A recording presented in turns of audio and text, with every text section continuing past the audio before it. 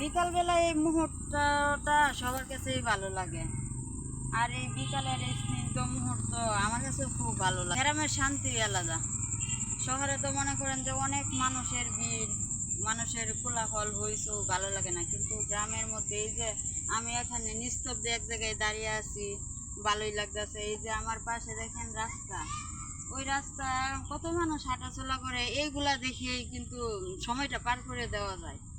আর আমাদের বাড়ির পাশে ওইখানে বসলে এই রাস্তার সিনারি দেখেও কিন্তু সময়টা পার করে যায়।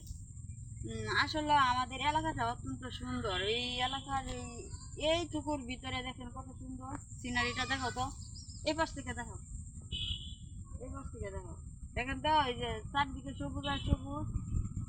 সবুজ এখন হয়েছে সবুজে ধান ক্ষেত, আর কিছুদিন পর হইব সোনালি ধান।